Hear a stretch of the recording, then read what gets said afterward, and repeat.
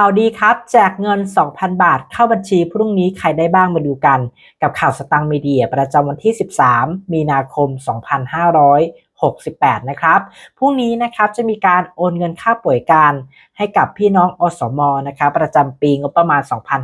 2568 นั่นเองครับสำหรับการโอนเงินอสมหรือว่าเงินค่าป่วยการ 2,000 บาทนี้นะครับจะเป็นการโอนเงินย้อนหลัง1เดือนครับซึ่งพรุ่งนี้นะครับพี่น้องอสมจะได้รับเงินนะครับในงวดของเดือนกุมภาพันธ์ปี68โอนเข้าบัญชีวันที่ 14 มีนาคมก็คือพรุ่งนี้ก็สามารถกดออกมาเป็นเงินสดนำไปใช้ได้หรือว่าหากใครเนี่ยไม่ได้มีโปรแกรมจะใช้เงินก็เก็บไว้ใช้ในอนาคตได้นั่นเองนะครับและสำหรับงวดมีนาคมนะครับจะโอนย้อนหลังในวันที่ 11 เมษายน 2568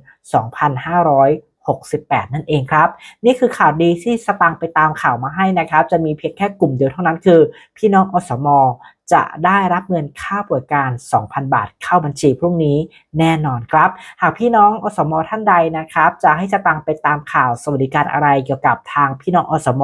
ก็คอมเมนต์มาใต้ล่างได้จะไปตามข่าวให้นะดูข่าวสารสวัสดิการแห่งรัฐกดติดตามและกดกระดิ่ง YouTube ช่องสตางค์มีเดียด้วยนะครับดูข่าวสิทธิและโครงการต่างๆจากทางรัฐบาลรวมถึงข่าวดังอย่าลืมกดติดตามและกดกระดิ่ง YouTube ช่องสตางค์มีเดียช่องสตางค์มีเดียช่องข่าวของคุณ